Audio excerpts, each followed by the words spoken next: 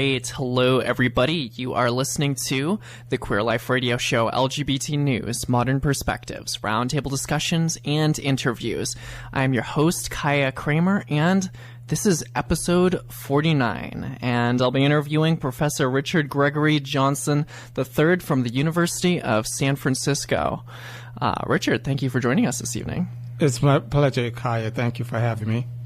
Yeah, so I came across Richard while through my travels in Petaluma, and I started talking to him. I'm like, whoa, this guy knows a lot. First off, he recognized the word trans, which is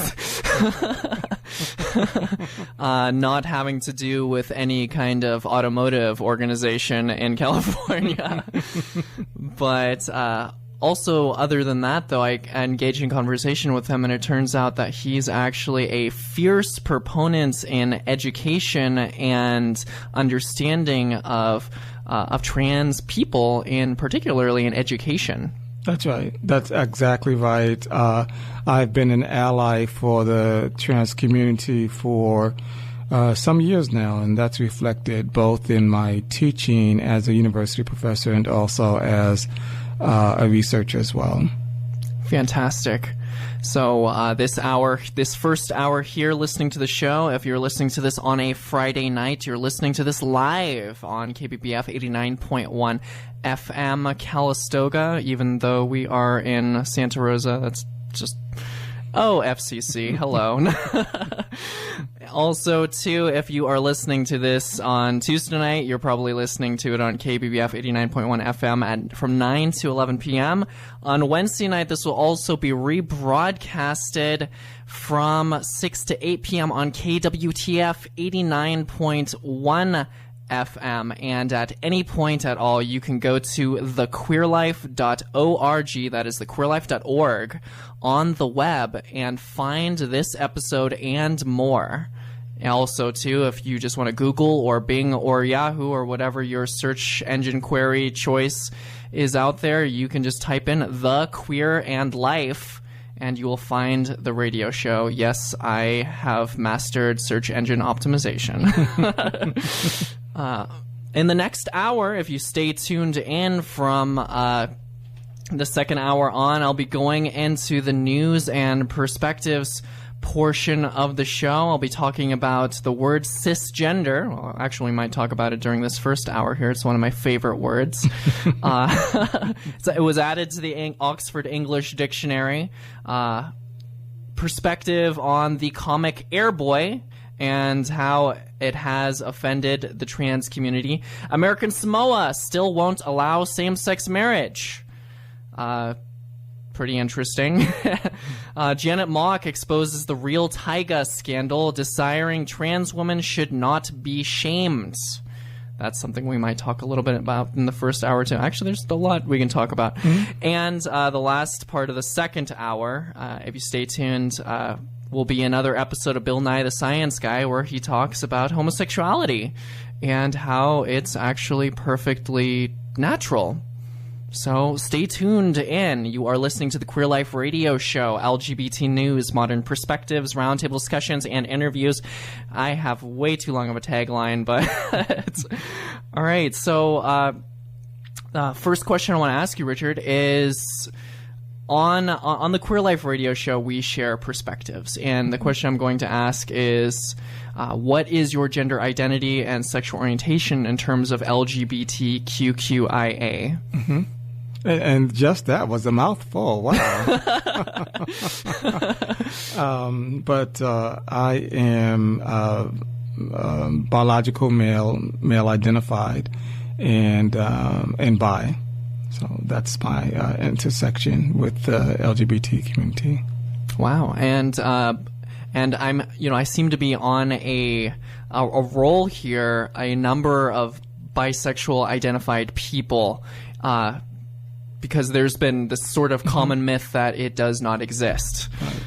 Yeah, that's true. Yeah, but there's a large bisexual community. That I think in our society we just don't oftentimes want to acknowledge it. Fantastic. And so I'm speaking with Professor Richard Greggory Johnson III from the University of San Francisco. Richard, can you tell me a little bit about your work and what your specialty is? Sure.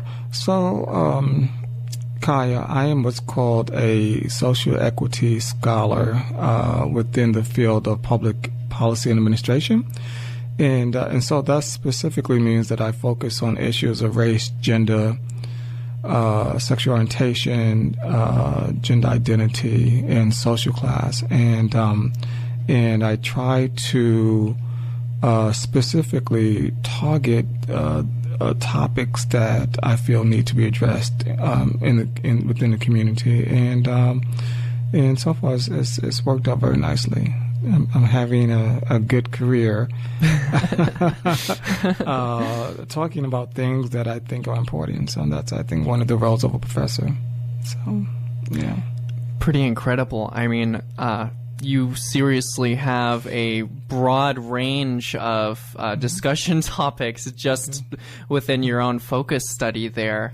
So human beings.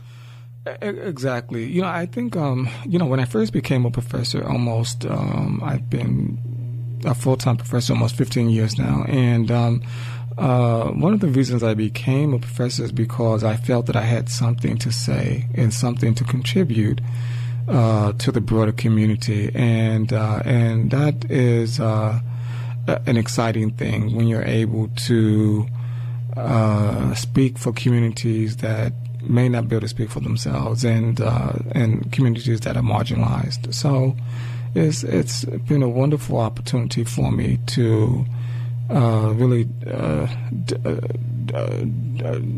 delve into some topics that might not otherwise be explored in higher education, because higher education still, for the most part, tends to be conservative, depending upon which institution you're at.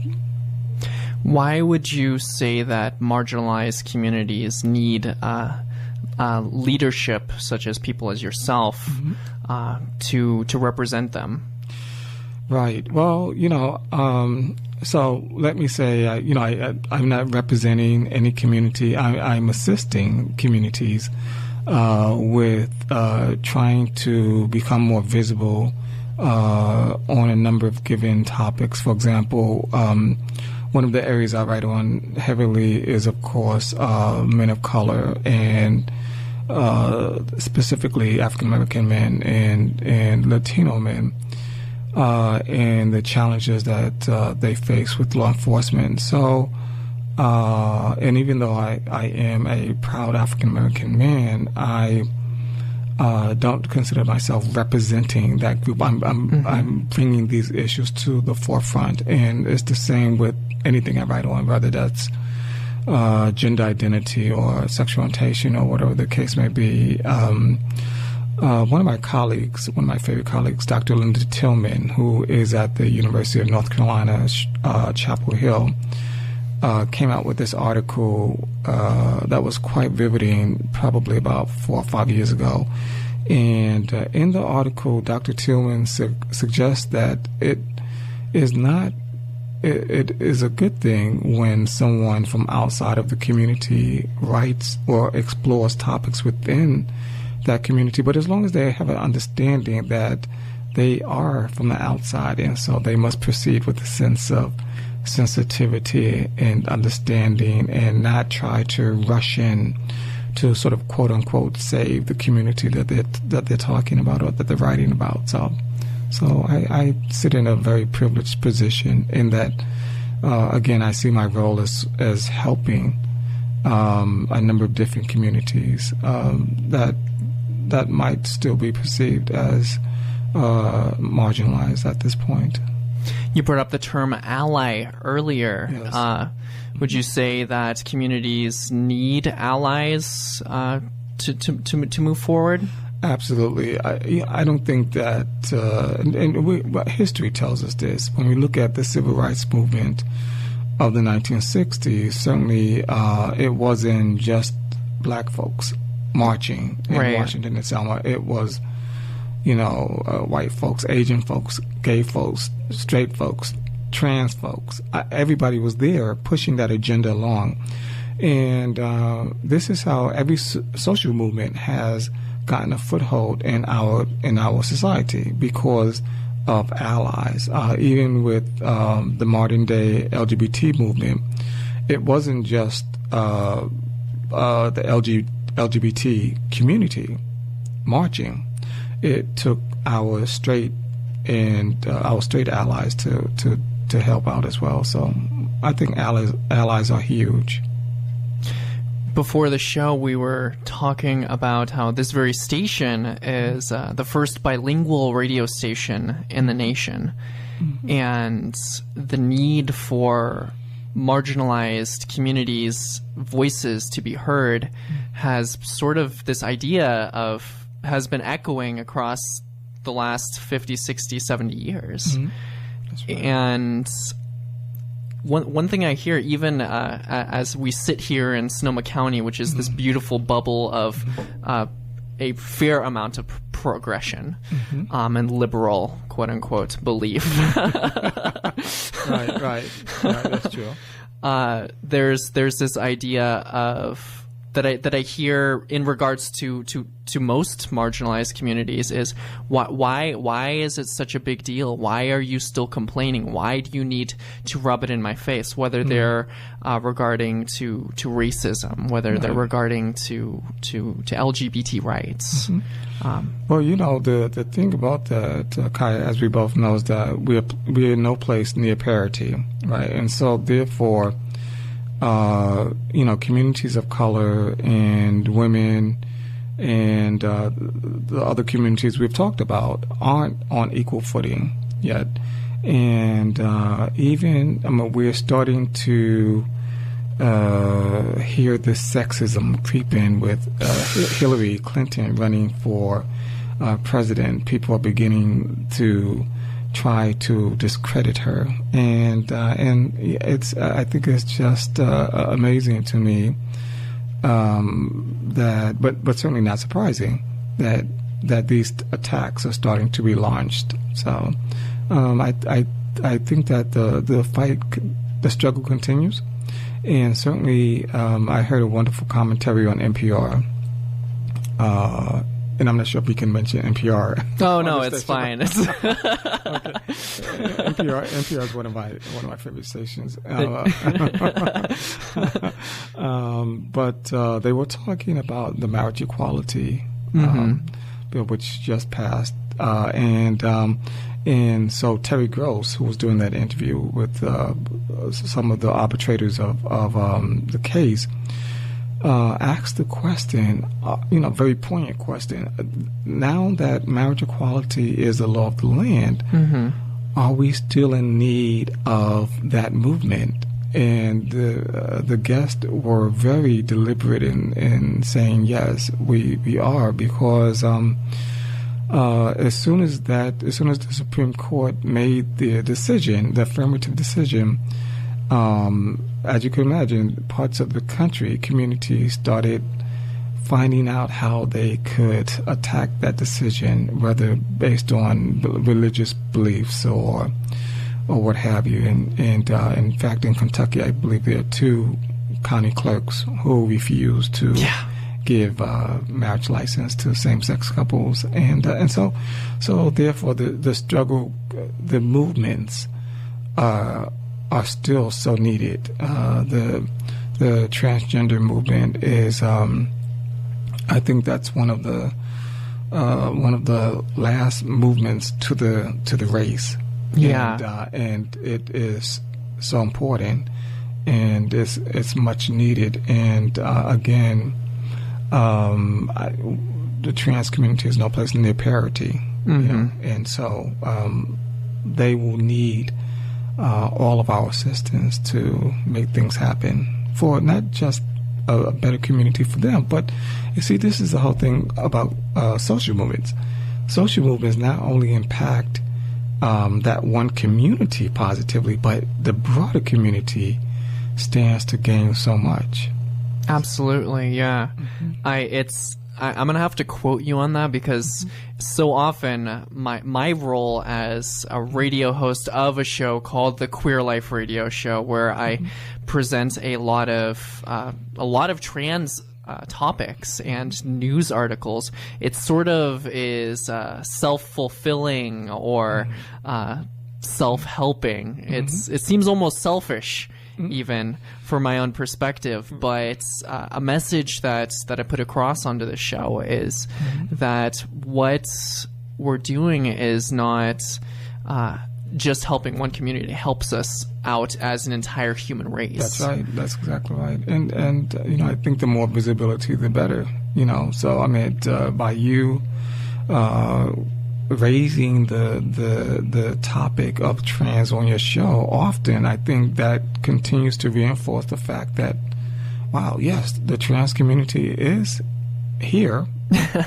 You know, and we exist. Yeah, right. And so that visibility is awesome.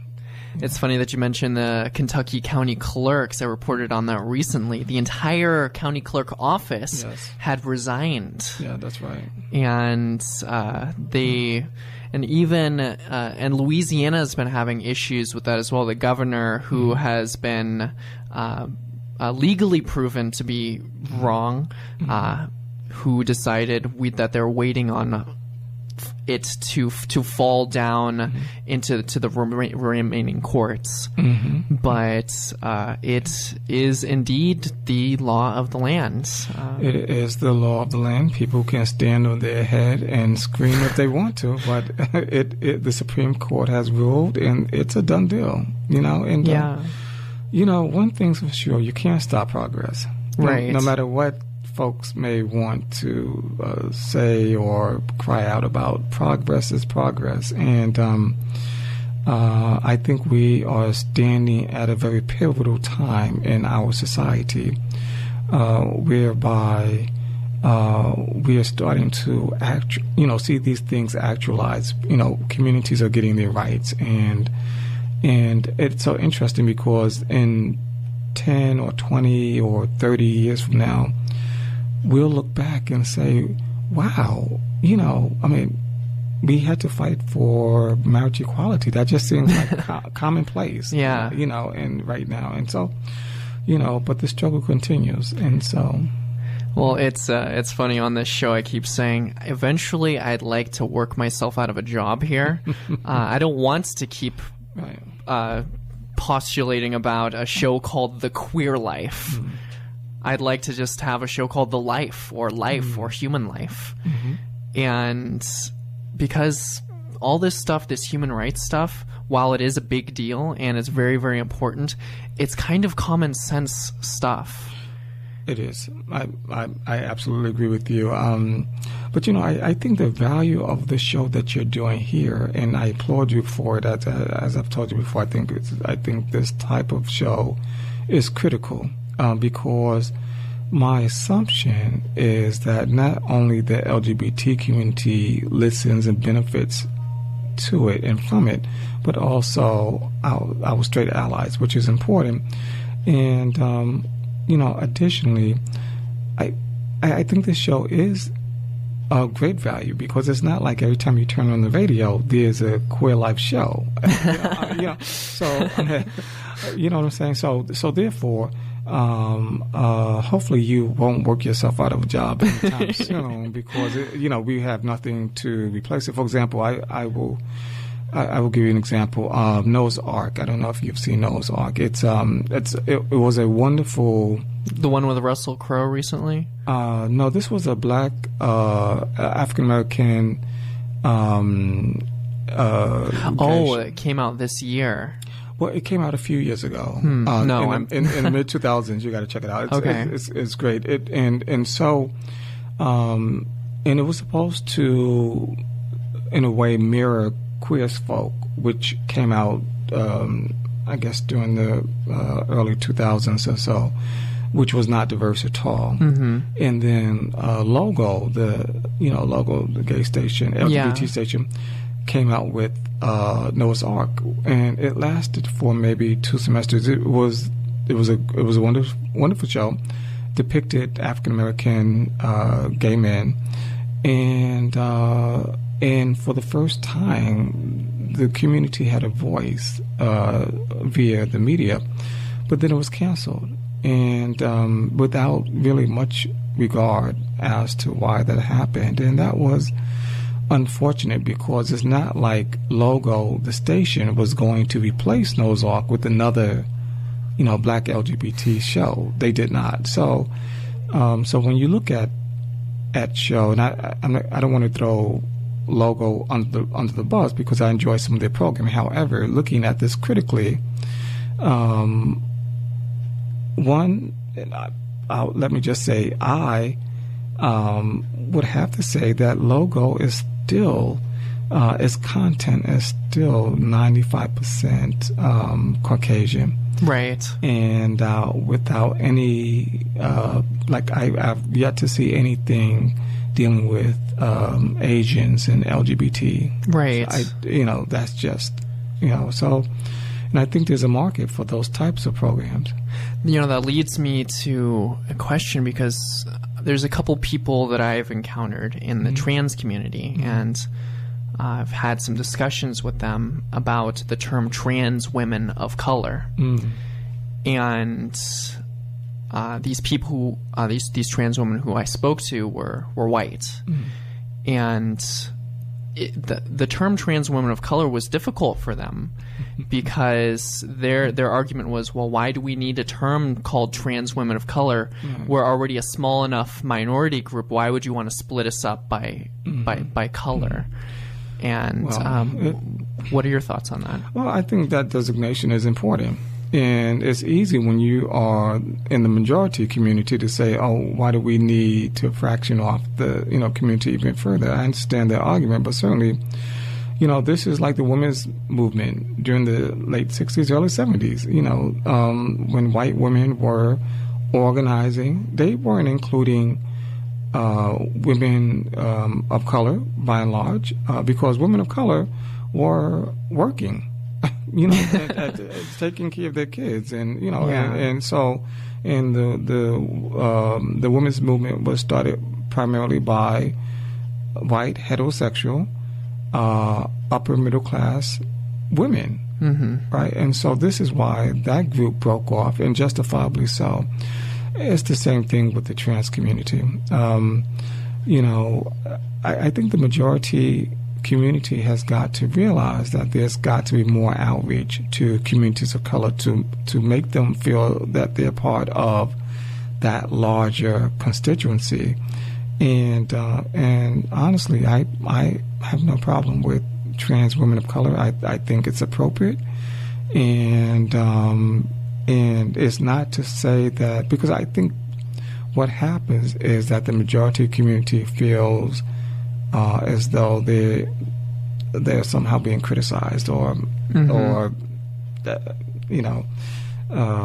valued. But the case remains that communities of color receive little attention, whether they be in the LGBT community or not.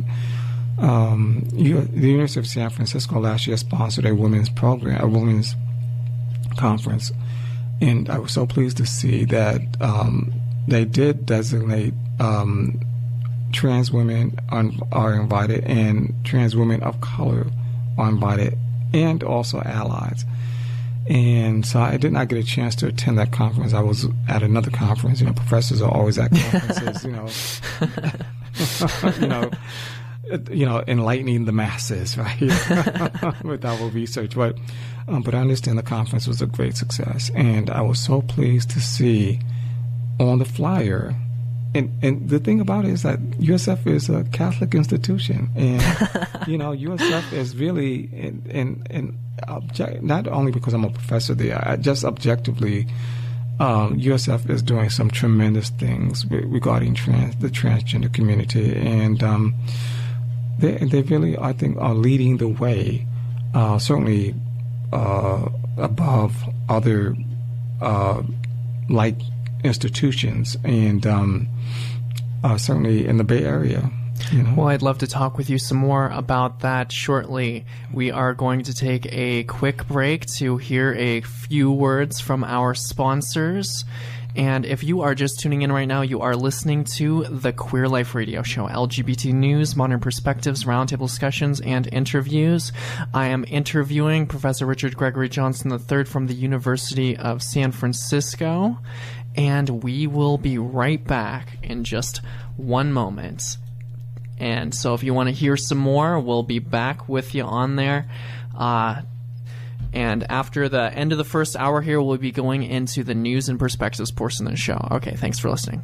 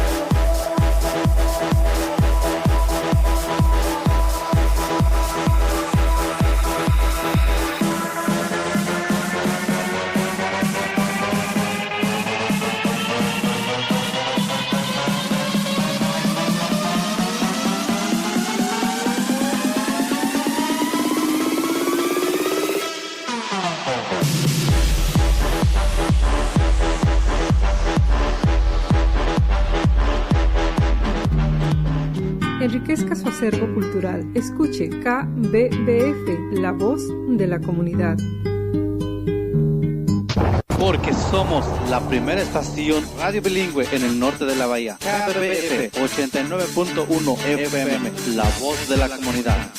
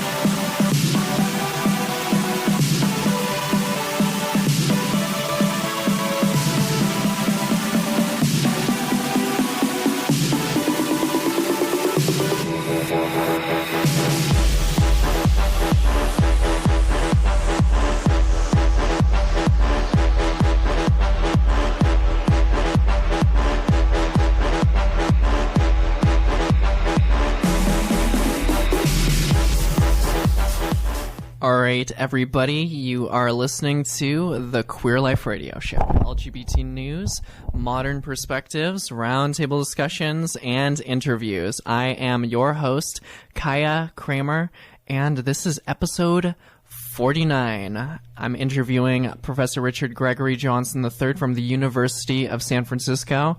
Thank you again for coming on the show. Oh, it's my great pleasure. Thank you for having me, Kaya.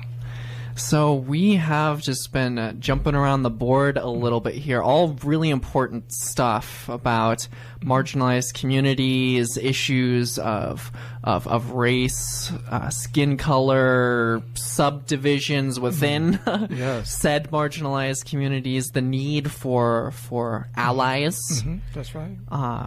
and which re-emphasis, yes, we do need allies. Every community needs allies. Again, there's so much work to be done. You can't do it by yourself. No community has been victorious in our history without allies. Even if we went back to the suffragette movement during the 1920s or so, it wasn't only women marching for the vote, but also men were marching as well, you know, and so that's important to have allies, and we have to always make sure that we honor them and that we acknowledge their work as well. Yeah, because it doesn't hurt your community to support another community. Another recent example just happened yesterday with South Carolina taking down the Confederate flag. Yeah. And with all the celebrations that were going on, it wasn't just black folks celebrating. It was, white folks and Latino folks and it was a whole multicultural explosion. And so it goes to show that, you never can alienate your allies. Your allies have to know that they feel needed. Really fantastic stuff. We are in sort of this enlightenment of understanding period right now where different communities and groups of people are sort of understanding, hey, we've had a history of pain and inequality, but now people are starting to see that. And we've been sort of seeing it for the last at least 100 years at least, but true movement and true changes is happening.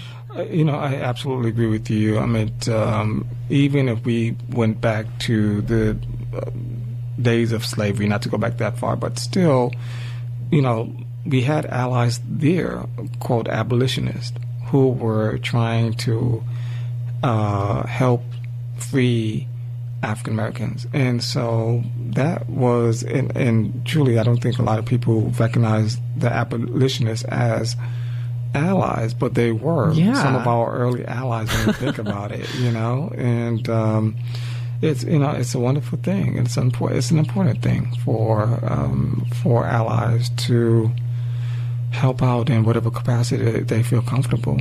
Absolutely. I want to talk to you about your recent work. Last Friday, you had an article published in Out magazine titled Professor Richard Greggory Johnson III on transgender students, admissions, and university policies. Could you explain a little bit what that was about?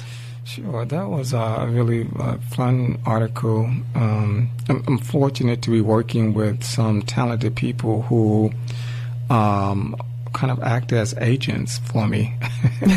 they get me these opportunities to be interviewed or to write guest papers and so forth, and that's exciting. But basically, the article, the interview was about my perception of what's happening with colleges like Barnard College and some of the other sister colleges that are now admitting trans women, which, as I shared in the article, I they're a bit late to the game. I mean, many other universities have been doing that for some years. Yeah. But Mills College has already jumped on board. Mills College, go Mills, and so, right. And And I have a soft spot in my heart for Mills. I taught at Mills early in my career during the early 90s, and had a wonderful time there. I keep meaning to get back to campus, so I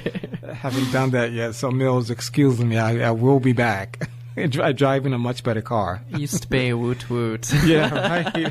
That's right. So, but basically, the article just reinforced the fact that that it is appropriate and it's about time that these colleges, specifically Barnard, because that's the one that was addressed in the article in the interview. It's about time that they are admitting trans women to the institution, and certainly. There's a fair amount of backlash from the alumni and so forth, and maybe other, donors and so forth. But, I believe the benefit of any college or university that's worth its salt is one that takes a stand. And if they don't take a stand, then perhaps they should not be in the business of educating our future leaders. Well, it brings up these this concept of the issue of inclusion, which trans women have been trying to navigate. That's right. Over these last several years. And is it appropriate for women's spaces, biological women's spaces, to be exclusively biological? Right. I believe thoroughly that if a person identifies as a woman, whether they were born a woman or not, I think is inconsequential. As long as they identify as a woman, then they should be afforded the opportunity to be involved with, women's spaces. I think that's very appropriate. And I often will teach this topic in a number of my classes, public policy or human resources management, because most of my classes deal with leadership. And so therefore, if we're trying to be inclusive, we must honor, and I really do believe this, we must really honor the identity in which someone says they are, right? Regardless of what we think that person is, doesn't matter. Right. It's what that if an individual is saying that they are a woman, then who are we to argue that? I think this has been society's problem. We have tried to argue against what someone is telling us. I grew up with my mother always saying, if someone tells you something, believe it. I mean, if they tell you something about themselves, believe that. Especially around identity. So, right. Presidential candidate Mike Huckabee previously came out and said in a speech that kind of quite opposite is that, if he were in high school and he could just say that he were a woman, he'd be going into the women's locker room and watching all the girls shower. Well, I won't get into my Huckabee, but what I will say this is that argument just does not fly, and I think I'll just leave it at that for the moment. We have a lot of Mike Huckabees in our society, and so that's I think that's all I'll say at the moment for that. So. And just to refresh my audience's memory on some statistics that I frequently enjoy bringing up, and of course 86% of statistics are made up on the spot. No, just kidding. But the percentage of trans people who have attacked biological women, cisgender women in bathrooms, the number of reported cases ever, the ones that had any legal basis came out to be zero. Right.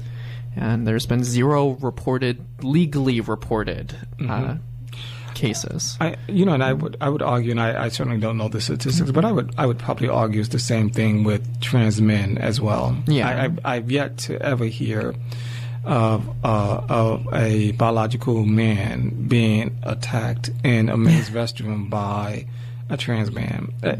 I think that most trans men, like I would think that most men, period, they want to go into the restroom and do their thing and then leave.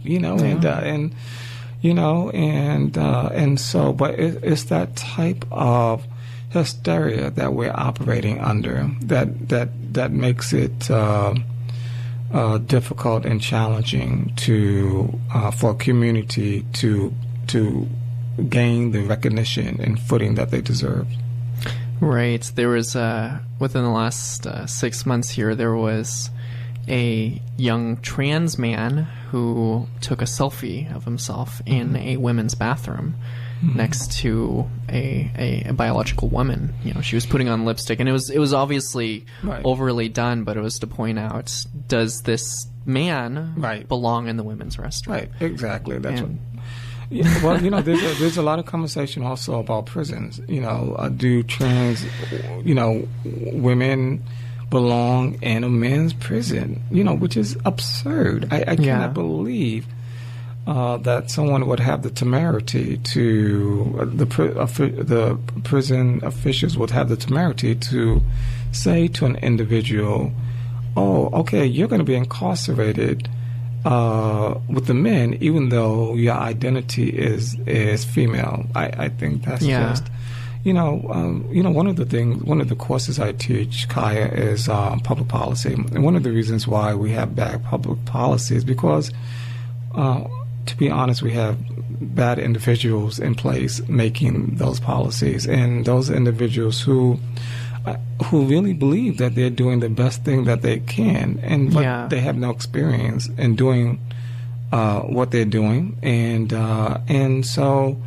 as a result, the policies that are created, whether they be at the state, federal, or local, or in the case we were just talking about, the example, prison, those policies are often bad because individuals, don't know what they're doing, and then also there's not a sense of human rights and human justice. And it's really unfortunate. So I think that as time goes on, we'll be hearing more about this, the prison population and transgender individuals that are incarcerated. Well, it absolutely does need to change. Recently, I reported on a trans woman in a prison in Georgia whom was put incarcerated with the men, of course, but also, too, she had started hormone replacement therapy at the age of 18. She was incarcerated at 28 years old. Wow. She's now 32, and not once did they give her medically necessary hormones. Right, which is, I believe that's against the law, if I'm not mistaken. I think that the prison can't refuse medications to an inmate. Yeah, it's not only against the law; it's considered cruel and unusual. Exactly, punishment as well too, and it's right. That's right. The larger ramifications of denying hormones to a trans woman, especially one who has started at an earlier point in their life, is her male puberty reaccelerated, and her voice got deeper, and a facial hair pattern spread across her face. Wow. And so she is irreparably changed from not getting her medication. That sounds like a lawsuit to me. Yeah. I think the Transgender Law Center is all over that. Yeah, I mean, that's just, and it's so inappropriate. Yeah. It really is. And it's, and just on a basic human level, it's just sad. It's just sad to think that just because someone is incarcerated means that their rights have been stripped. Right. It's inappropriate. Going back to the universities and colleges, why would you say it's important for colleges to adopt new admissions policies in regards to trans students? Right. Well, this is the 21st century. And let me check my watch. Yeah, that's right. And it's true. Some colleges and universities are operating still like the 20th century, and for a lot of them, the 19th century. And right. Things have got to change. If a university or college is going to stay competitive and current, then they must change with the times. And so I cite my own. I attended two Catholic universities, Georgetown University and DePaul University, which is where I went for graduate school, and also Golden Gate University in the city. But Golden Gate has never had a problem with, I believe, transgenders. It's always been, I think, pretty open. But Georgetown remains conservative, and DePaul maybe not as much, but still, I think if you're dealing with a institution of higher education, you're dealing with the leaders of our future, and you can't say to a potential leader, we don't want you here because of some of our outdated policies. I think that's just absurd. So it should be, we are, I think, seeing this really huge period of inclusion. Mm-hmm. And there's still, unfortunately, a lot of universities and colleges not only around the country, but around the world that have not gotten on board with it. But one thing we do know, the court of public opinion is huge, mm-hmm. right? And so, which is how I believe, which is why we saw the victory with the marriage equality, because of, not so much because of the litigation that was done. I'm sure that was a great job, but the pendulum in terms of the public's opinion swung, mm-hmm. To the left. And so we're seeing that now with transgender students being admitted to universities. People are understanding a little bit more. I did a study with Professor Mary Rivera on transgender education in 2009, I believe, at the University of Vermont. And we surveyed our students I was at Vermont. Mary Rivera was at the University of New Mexico, but we did the study together. And we wanted to find out what students knew about transgender individuals. And the results were shocking, but not surprising. And I don't remember the exact numbers now, but it was really low in terms of individuals that they knew. And this is a millennial population that we're dealing with, so we expected it to be higher. That was our assumption going into the study.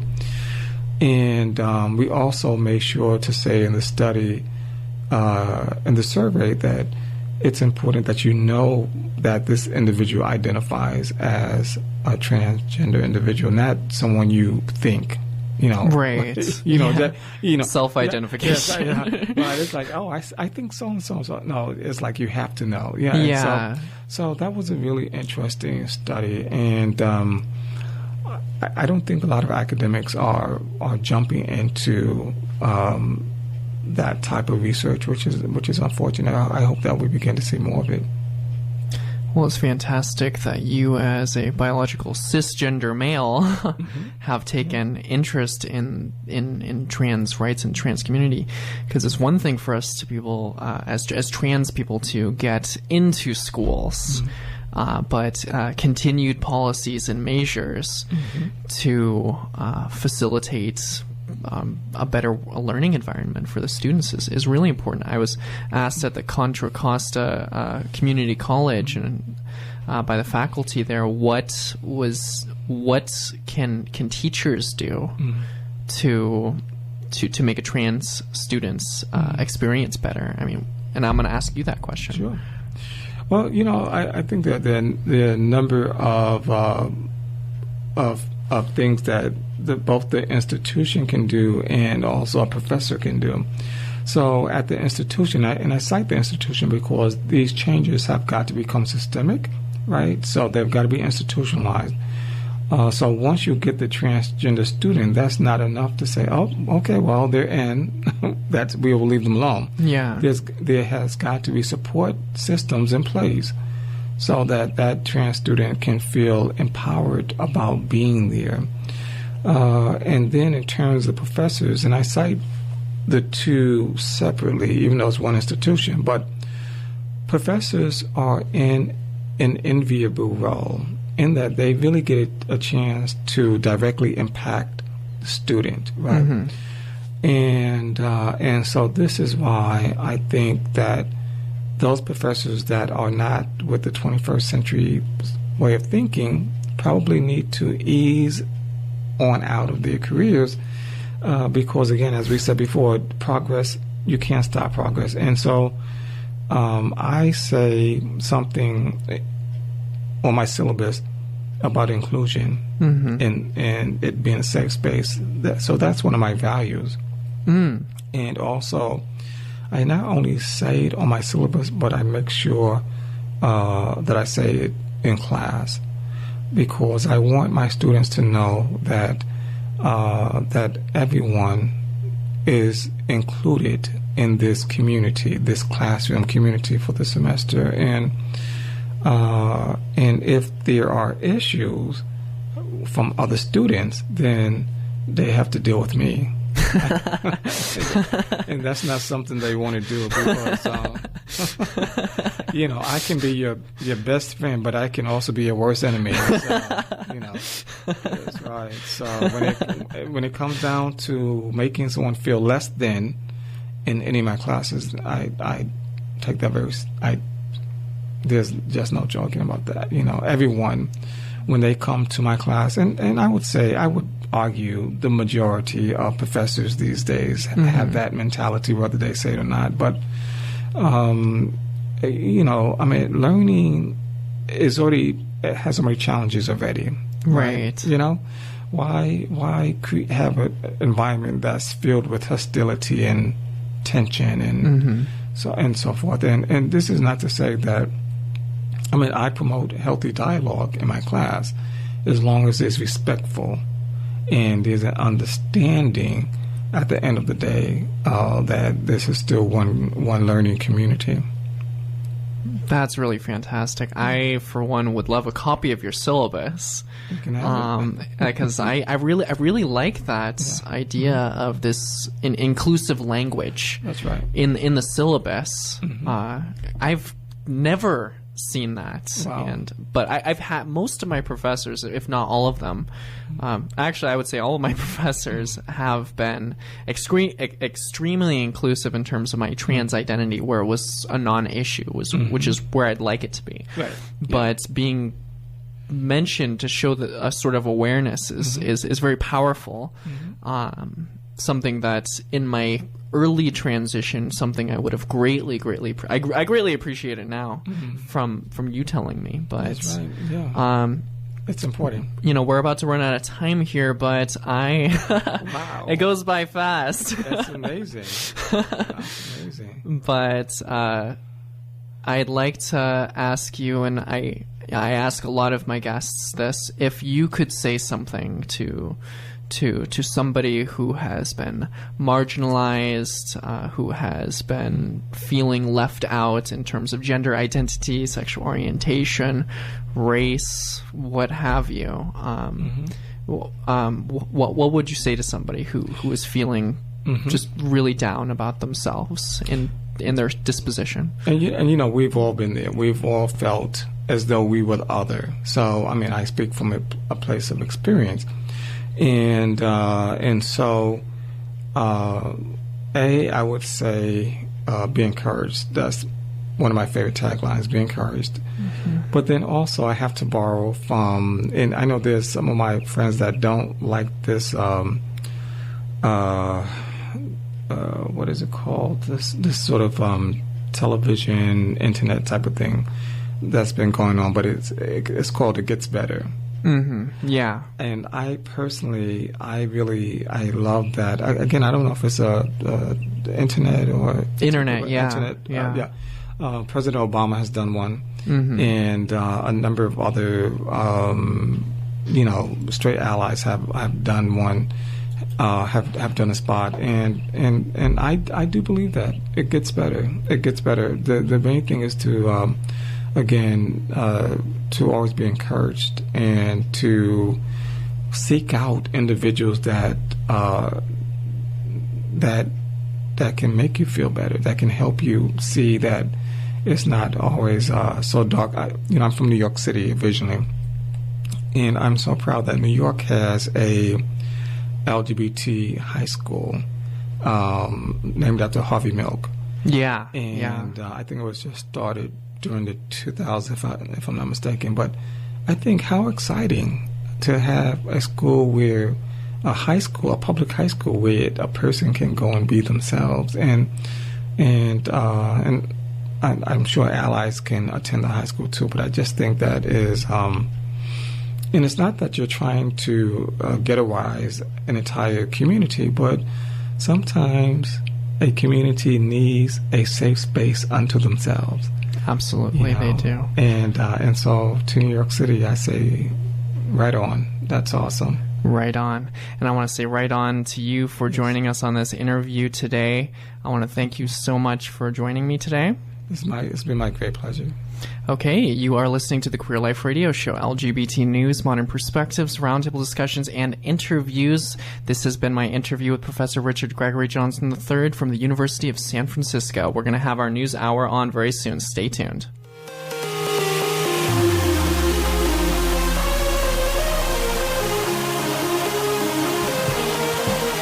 You are listening to KBBF 89.1 FM Calistoga, Santa Rosa. यहाँ आप सुन रहे हैं KBBF FM Calistoga, Santa Rosa से KBBF radio that motivates profound thoughts in children.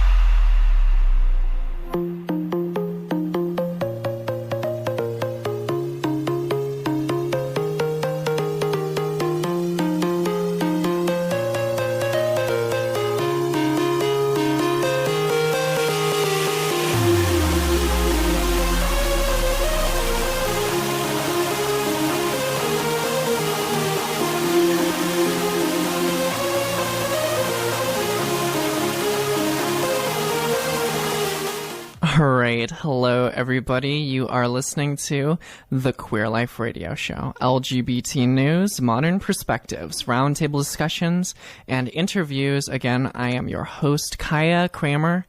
And this is episode 49, my interview with Professor Richard Greggory Johnson III from the University of San Francisco. If you'd like to listen to that interview and more, you can go to thequeerlife.org or Google The Queer Life, and you will find us on the web. Also, too, feel free to follow us on Facebook, facebook.com/thequeerlife. Tweet us at any time at all, at The Queer Life, or if you like email, just go to thequeerlife.org/contact, or just hit the contact button on our website. And I really do enjoy going through the listeners' emails and just seeing, how this show has affected you, whether you agree with what I've been saying on the show, or if you disagree even, that's fine too. We don't all have to be nodding our heads in unison, and that's just a part of the human experience. So I just want to say that I'm really happy to have done the interview with Professor Richard Greggory Johnson III. And if you are just tuning in now, just again, go to the website, listen to it. It's on the YouTube feed. Subscribe to the podcast. It'll be a higher quality version because of the live stream constraints. It's the powers of the interwebs away. So fantastic stuff. But if you are listening right now, and this is the second hour, it's 7 minutes after the hour. And it is now our news hour, LGBT news, modern perspectives. So the first up article I have for you today is it's a little audio clip actually from Bill Nye. Bill Nye explains why homosexuality is perfectly natural, why being gay is perfectly natural, because there's been a lot of discussion and discourse out there about whether or not being gay is something that happens in nature, whether it's a choice, whether it's a human choice. And so Bill Nye, he covers that, and so it's actually pretty interesting. I just remember being a kid and listening to Bill Nye the Science Guy and just absolutely just loving it. And here he is talking about my community here and going into it. So here we go. Bill Nye the Science Guy.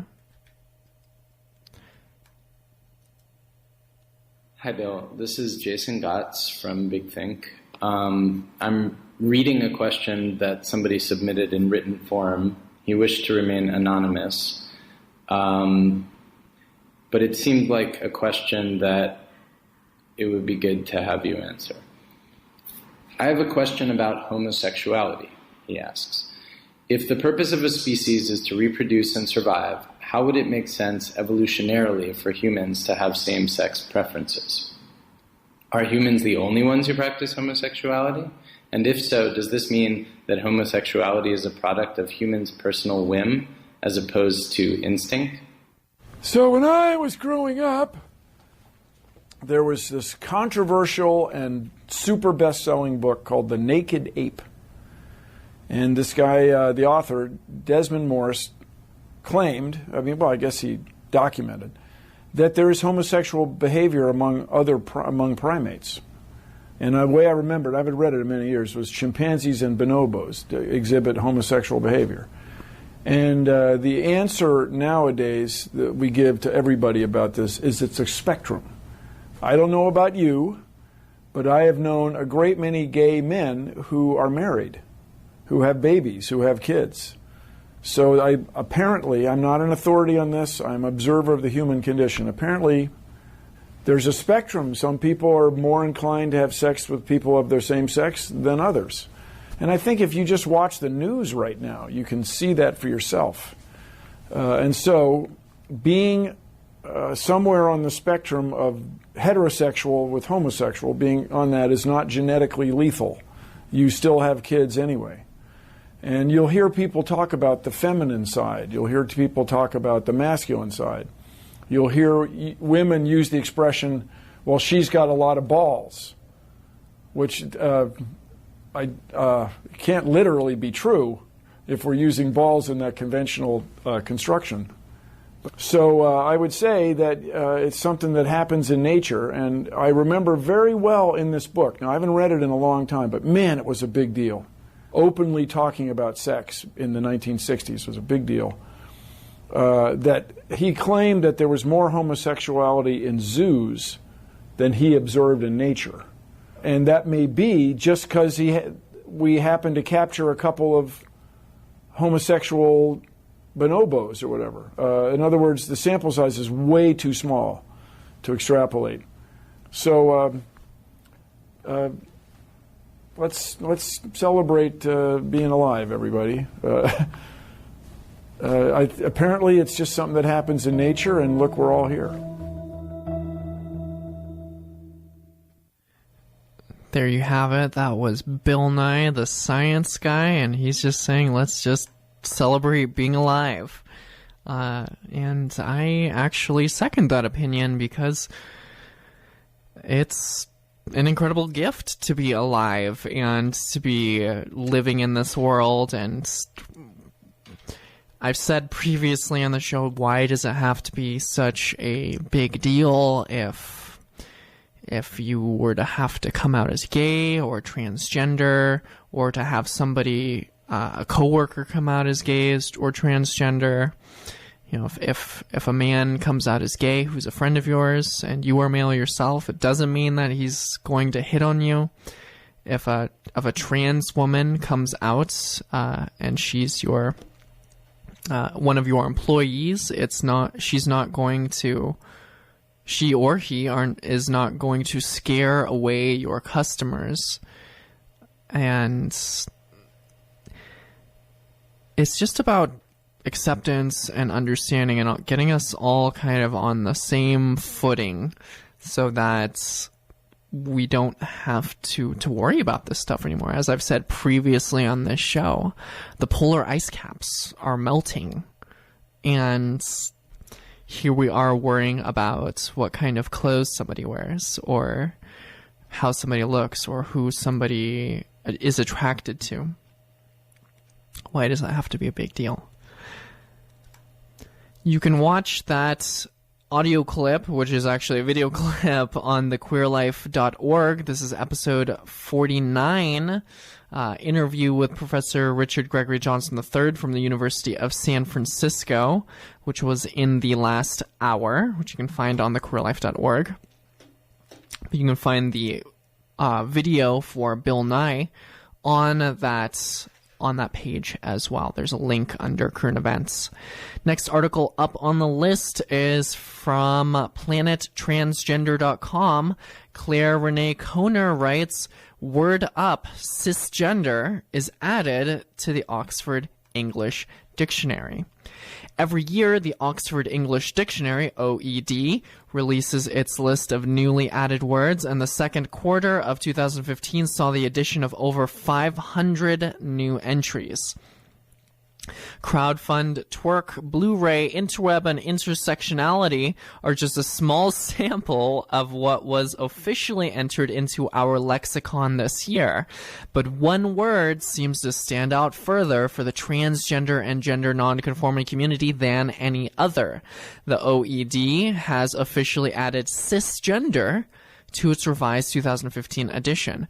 And mind you, we've actually talked about the word cisgender numerous times on this show here, and how it came to be, and its usage, and what it means to be cisgender, or to use the word cisgender. The usage of the word seems to be relatively new, especially with the sudden visibility and acceptance of people who are transgender over the last few years. But the term has been around for slightly more than a century. In a 1914 book called Lexikon des gesamten Sexualbewegungen by Ernst Burchard, a noted German sexologist and LGBTQIA activist, used the term cisvestimus to identify people who were dressed accordingly to societal norms, as opposed to transvestissimus, to identify those who are dressed opposite to societal norms. Cis and trans, cis as in CIS, not SIS, has been used across multiple arenas, including chemistry, with the cis/trans distinction. In genetics, with the cis/trans test, also known as the complementation test, or in the northern part of Italy, known as the cis-alpine. Gaul, meaning on this side of, cis, the Gaul Alps. In this case, it is merely being used as a reference to align gender identity with assigned sex. So it's aligning, so cis meaning on the same side of, and gender. So you align on yourself, your gender identity, on the same side of the gender that you were assigned at birth, or your biological gender. Although the inclusion of the word cisgender into the Oxford English Dictionary now gives it some weight and credibility, the term has been under fire since its usage began to increase last year, calling it a slur.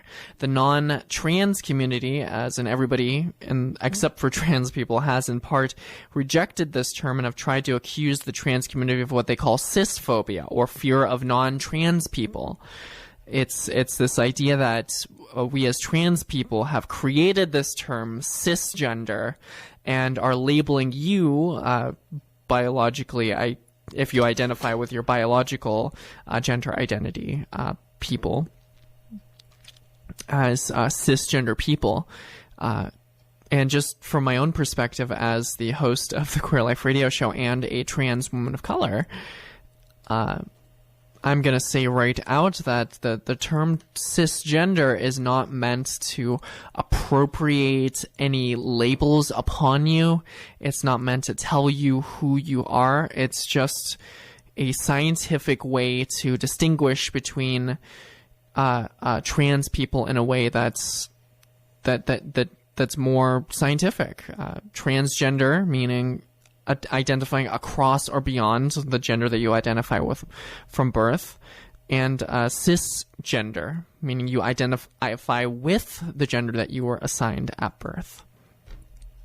And it's just a way for us to academically identify people more clearly instead of transgender people and normal people. Just for at the moment, we don't have any better words. I know some people don't like the sound of the word.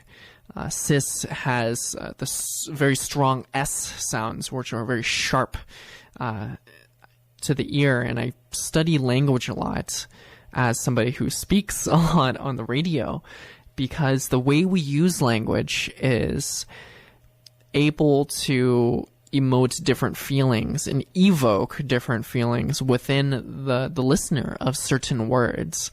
If you say a word a certain way with a certain sort of emphasis, that it can cause a different effect on the other person.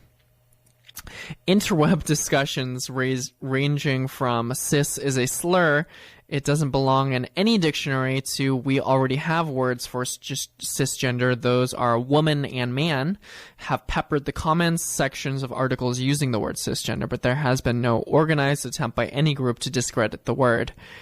I know a lot of you listeners out there are probably going, well, I'm not a cisgender, I'm just a man, or I'm not a cisgender, I'm just a woman.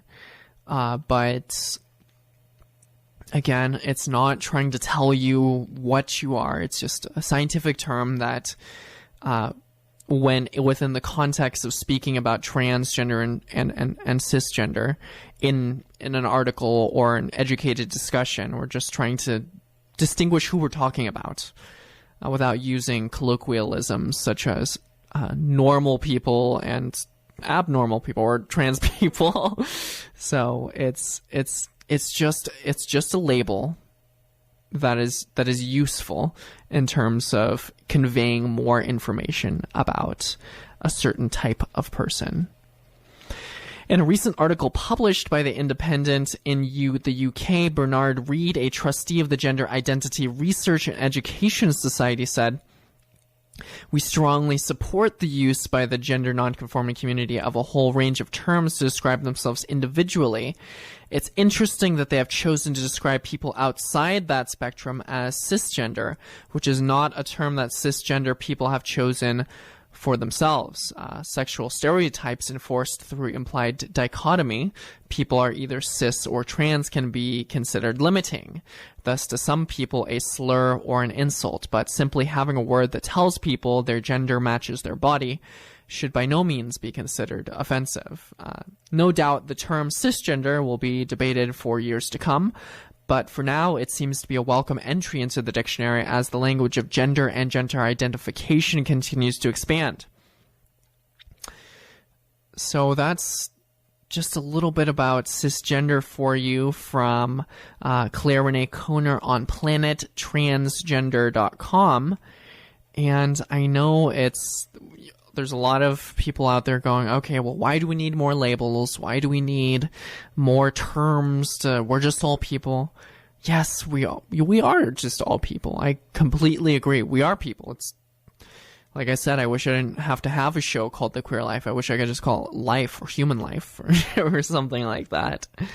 But we do live in a world where people are marginalized for being different in some way or another, and that there is a little bit of separation, culturally speaking.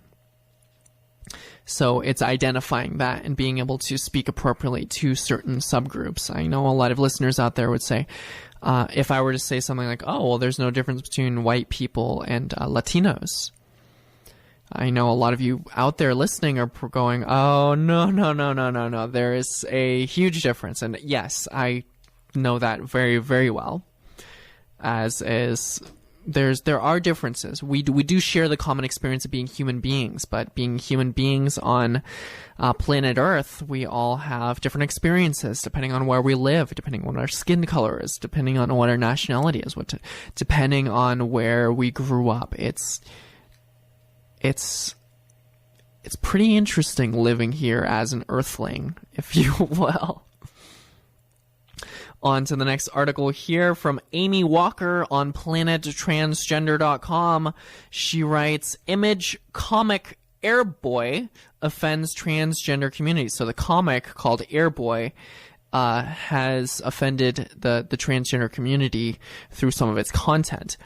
Comic book writer James Robinson has come under fire this week after the second issue of his Image published book Airboy was released. A semi-autobiographical story that follows a fictionalized James Robinson and the book's artist Greg Henkel as they do drugs and drink alcohol to the point where reality begins to fall apart, and the two of them share a collective hallucination of 1950s comic book character Airboy coming to life in their world. The second issue of the book sees Robinson and Henkel take Airboy to a bar where the character quickly gets enthralled by the beautiful women around him. Henkel and Robinson are fully aware that the bar is full of transgender women, and Henkel begins to try and explain this. However, Robinson cuts him off and allows Airboy to go off and party. Robinson then turns to Henkel and says to him, what are you thinking? Don't tell him this place is filled with, quote, trannies and drag queens. He'll flip out. Later in the issue, we see both Robinson and Airboy in the bathroom stalls receiving oral sex from transgender women who are drawn with their skirts hitched up and their genitals hanging out. I would imagine either for comedic effect or to disturb the reader. Afterwards, Henkel says to Robinson, you've got, quote, blown by a tranny. Finally, Airboy comes storming back in a rage after discovering the woman giving him oral sex was, quote, a woman with a penis. After asking him to return the favor, he even asks Robinson, so your girl was a man as well, before storming off complaining about the, quote, sick, ugly, and degenerate world. Mind you, this comic book writer has come out and apologized for including this section in their comic book. And the reason why this is so significant is, first off, the word tranny is not considered politically correct or appropriate or even pleasant for a trans woman to be called. Mind you, self-identification terminology is, of course, up to said individual. If you know a trans woman who is okay with you using that word, that's between you and them. But the majority of the community has seen the word as a slur.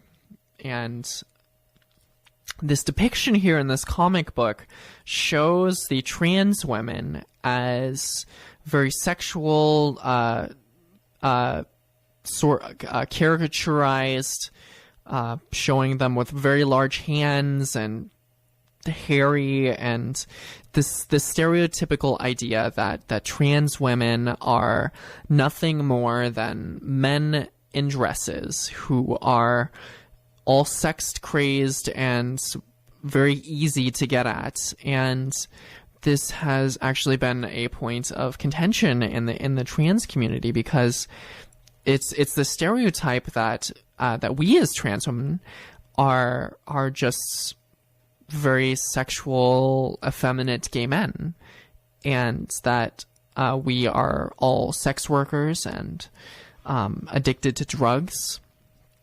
And that's simply not the case, and not the image that myself and many other activists are moving forward to change that stereotype. I speak to you today as a trans woman of color who is educated and with a career that is not sex work.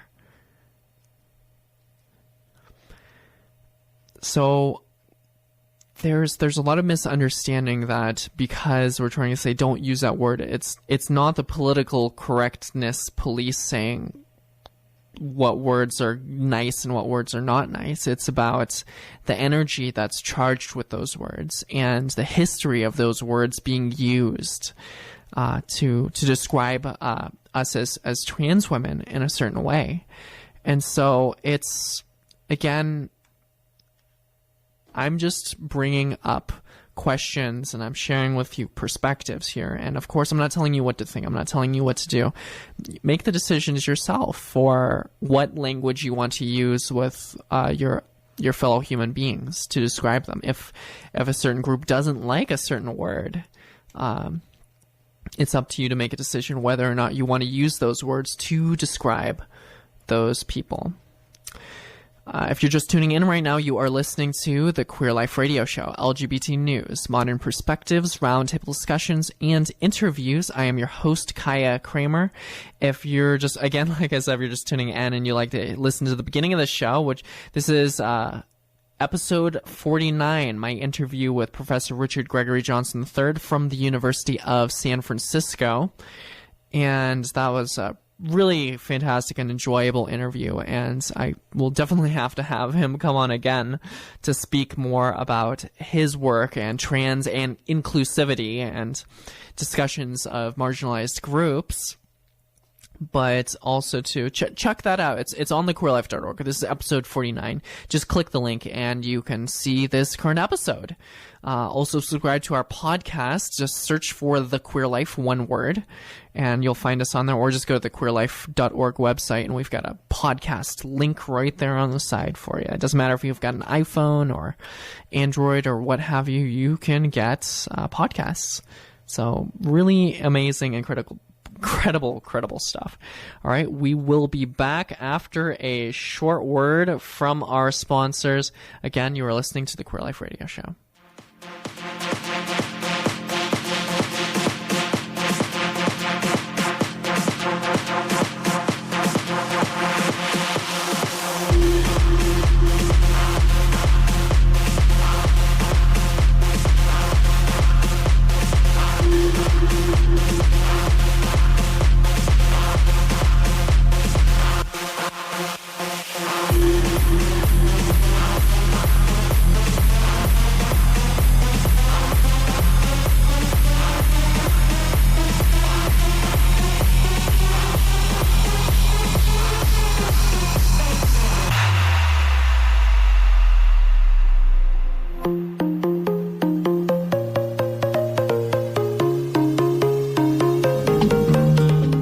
Enriquezca su acervo cultural. Escuche KBBF, la voz de la comunidad.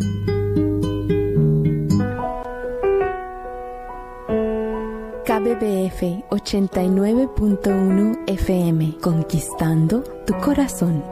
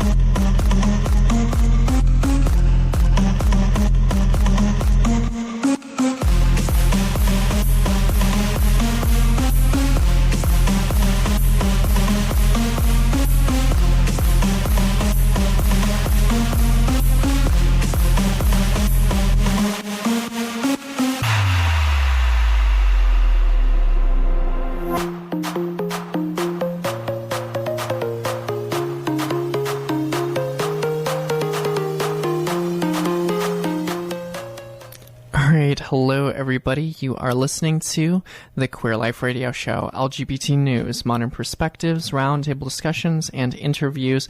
I'm your host, Kaya Kramer, and this is episode 49, my interview with Professor Richard Greggory Johnson III from the University of San Francisco. And again, like I said, you can find this show on thequeerlife.org and more. I just got a call from a listener that was recommended to watch on pbs.org, the show Frontline, a series called Growing Up Trans, which I will be checking out myself. PBS has been a fine public TV and radio provider out there too. And as I've shared previously on this show, I love the story of kids who are sharing what they're going through in terms of their own transgender identity, and I'm just really moved by the idea that kids are brave enough today to say to their parents, "Hey, Mom, I feel like a girl," and they were born a boy, or "Hey, Mom, I feel like I was supposed to be a boy and having been born a girl." And so that's a really, really big change for this modern era that we live in, that kids can come out and say this. I remember myself as a little kid thinking that I would die before I let anybody know that I felt like a girl. And being so scared and being just this intelligent little kid saying, okay, well, if I act feminine, then the other kids will make fun of me and they will call me names and they'll treat me differently. And so who wants to be treated differently? Who wants to have that sort of world against you feeling as a small child? And now that parents are being more educated about it through the media, through radio shows such as this one, and through people like Laverne Cox who are doing fantastic work, and the visibility of people like Caitlyn Jenner who are coming out in the public spotlight and saying, hey, you know, we're transgender, we exist, and we are just like everybody else. We just want to live our lives and have careers, and or not, you know, that's valid too. And to just be a part of the human race. And that's beautiful. That's really, really beautiful. So I'm just constantly thrilled and so happy to be sharing all that I've been able to share right now. I'm just looking right now at Twitter, and Planet Transgender has been tweeting, and Trans Atheist Podcast has been retweeting here as well. Trans Atheist Podcast and Lesbianist Podcast are on thequeerlife.org. Those are exclusive to the Queer Life family, very high quality podcasts, and we actually air pieces of those podcasts on this show. So at times you will, if you keep tuning in every Friday night, you will hear it.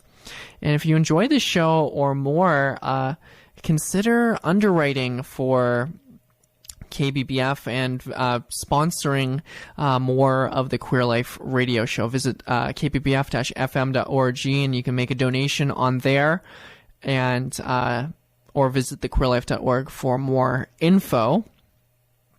But we're constantly looking to see who and what kind of audiences that this show reaches. It's really, absolutely, like I said, a privilege to be able to be on this show and to do the work that I'm doing. I'm going to continue now with the news hour and move on here. Next article is from pinknews.co.uk. Joseph Patrick McCormick writes, American Samoa still won't allow same-sex marriage. Same-sex marriage, which is considered the law of the land right now, but American Samoa is still not allowing it. Despite some minor objections, all U.S. territories appear to have begun allowing same-sex couples to marry. All except one. American Samoa remains the only territory of the U.S. to still be holding out against the recent Supreme Court ruling that all couples, straight or gay, have a constitutional right to marry. Despite many saying the change should go into effect immediately, the Attorney General of the Pacific Island, Talauega Eleazalo Ale, says the decision is still being reviewed. Quote, we're still reviewing the decision to determine its applicability to American Samoa, and I have no specific comments at this time, he said. Going on, he said he did not know whether the law would affect the territory. One university professor, Rose Quilcian Villazor of California Davis's Law School, told the AP that the implementation of same-sex marriage should be, quote, unquestioned. Although U.S. territories have some self-governance rights, the marriage is not included in that. No same-sex couples have applied for a marriage license yet in American Samoa. Others, such as Puerto Rico and Guam, have already implemented the change. That was from Joseph Patrick McCormick on pinknews.co.uk. You can find that article and more on thequeerlife.org. Next article we have up here on the list is from advocate.com. Mitch Kellaway writes, Janet Mock exposes the real Tyga scandal. Quote, desiring trans women should not be shamed. As rumors continued to swirl about an alleged affair between rapper Tyga and transgender model and porn actress Mia Isabella, Janet Mock chimed in on her MSNBC shift show So Popular Friday with her usual social justice-minded savvy. Quote, this story hit the internet with the intent to shame Tyga, Mock pointed out. There's the nude piece, the affair piece, and of course the being caught with a trans woman piece. Before illuminating the shame and, quote, stigma, she says, is attached to dating trans women, Mock recapped the details of the scandal revealed Monday by trans entertainment blogger B. Scott. Tyga, 25, has allegedly been having a 3-year affair with Isabella, as reflected by sexual text messages, including a picture of the rapper's penis reportedly sent from his phone. While Tyga has denied the affair and continues to date Kylie Jenner, 17-year-old daughter of trans former Olympian Caitlyn Jenner, His lawyer, Lee Hutton, confirmed to TMZ that the pictures were authentic. Hutton claimed, however, that rather than being sent by Tyga himself, the messages were sent by others conspiring to, quote, maliciously shame the rapper. But Tyga's shame is not what mock, and by virtue of watching her, viewers should be most concerned about, she says, explaining that the millions of men who desire trans women in secret should have conversations amongst themselves and in their communities. She asserts that instead she's invested in what this public shaming does to the women who are kept in the dark, made to feel they are unworthy of love and acknowledgement, who are made to feel as if they are only deserving of ridicule and violence.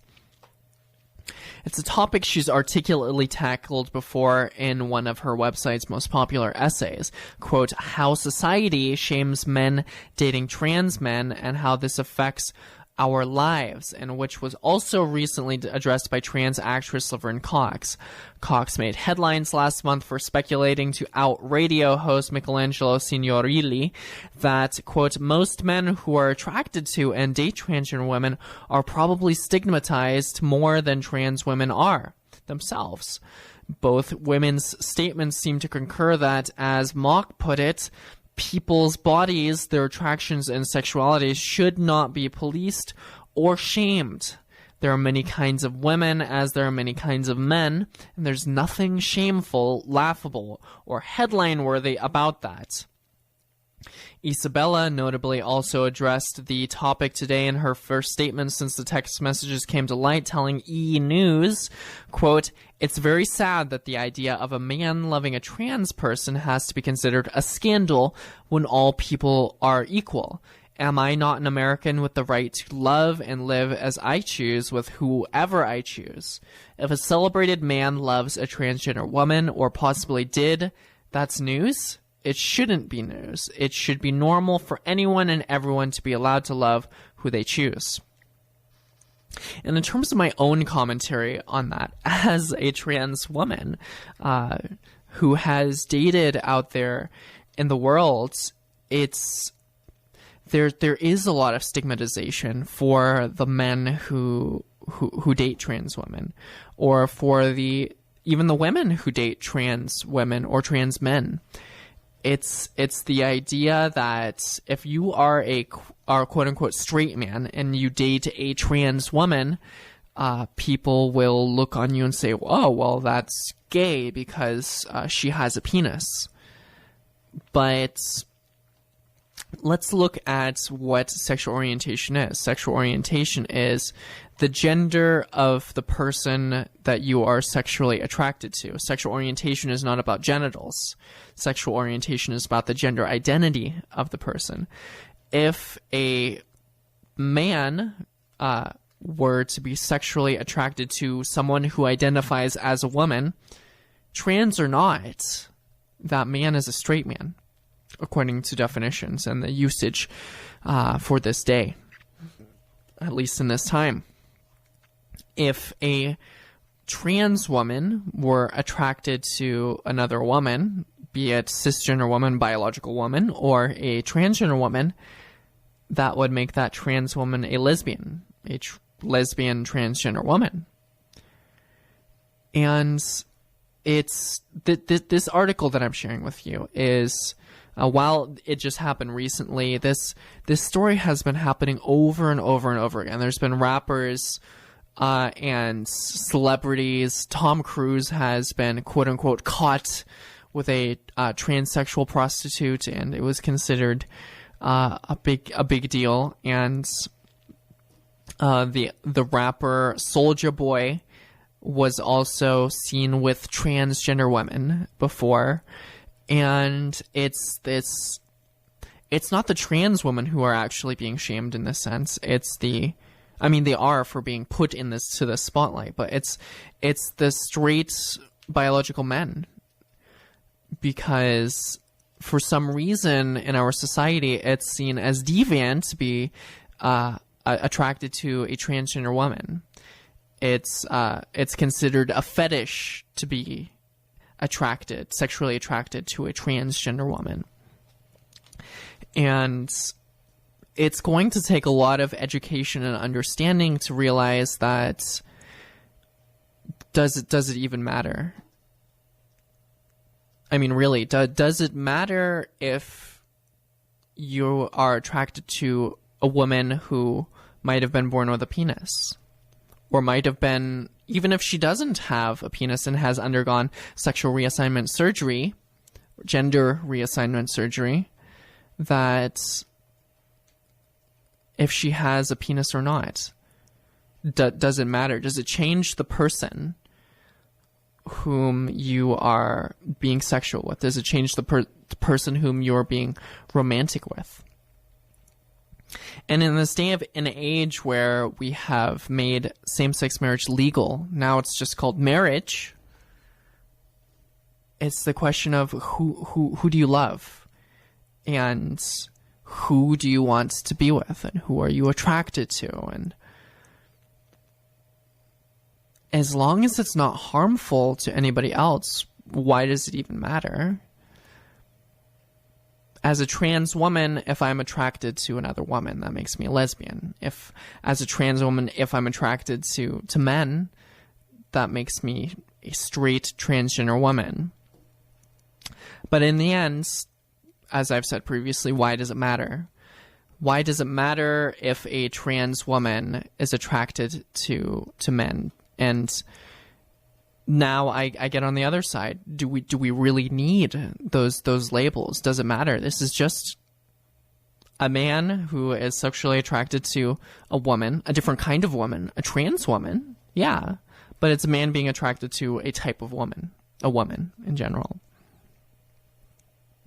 If you have any comments on this, I'd love to hear from you. Visit thequeerlife.org and hit the contact link and just fill out just a little message box in there. I'd love to hear what you have to say, or message us on Facebook, facebook.com/thequeerlife, or tweet us at thequeerlife, because it's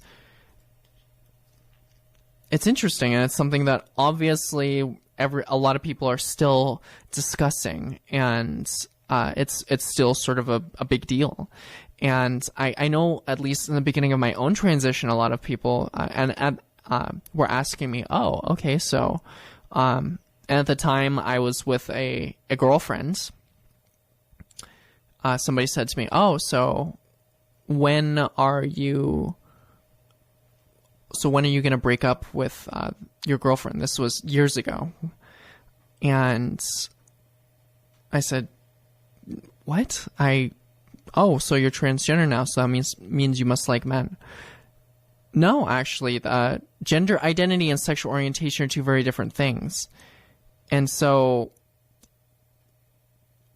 we can't make assumptions about who somebody is sexually attracted to in terms of gender identity. I'm not speaking about I'm not going to go into too much detail about my own dating and personal life, but it's why does it matter? And assuming that just because somebody who's coming out as a transgender woman is just attracted to men is, again, imposing stereotypes and saying that perhaps that they culturally that they should be attracted to men. But this is just the state of understanding that's going on right now, and that's being changed with, as I said before, more understanding, more knowledge, and more education about this. Do the research, go out there, go online. I've got a lot of resources on thequeerlife.org explaining this stuff. And again, if you have questions, contact me through the various social media ways, because it seems like, all right, well, it's like, okay, man, slow down. There's a lot of information overload here, and why does it have to be such a big deal? And that's what I'm saying too. Why does it have to be such a big deal? Why are we tripping out about who sleeps with who, or what is considered straight or gay or what have you? If it's two human beings that are safely caring for each other and are safely attracted to each other, then leave them be, or just enjoy life. that's sort of the message here. And as I say on numerous shows before, if you are at a point where you are feeling down and you're questioning your gender identity, or you're questioning your sexual orientation, you're thinking that you're less than because you think you might be gay, or you think you might be lesbian or transgender or what have you, I just want to let you know from my own experience that, as I was talking about with Professor Johnson earlier, that it's going to be okay, that it gets better. It does get better. I used to be depressed. I used to be sad about being transgender or gay or whatever. I used to be in a very bad place, and because I was able to push through, and because I was able to seek out people who supported me and cared for me, and I was able to find the tools that I needed to grow, I was able to reach the point where I'm at now and speak to you over the radio waves and share the message that it does get better. And I want to leave you on that note. I want to thank you all so much for listening. You are listening to episode 49 of the Queer Life Radio Show. Interview with Professor Richard Greggory Johnson III from the University of San Francisco. Visit thequeerlife.org. And thank you so much for listening. You've been listening to the Queer Life Radio Show, LGBT news, modern perspectives, roundtable discussions, and interviews. Again, I'm your host, Kaya Kramer. I bid you a good night.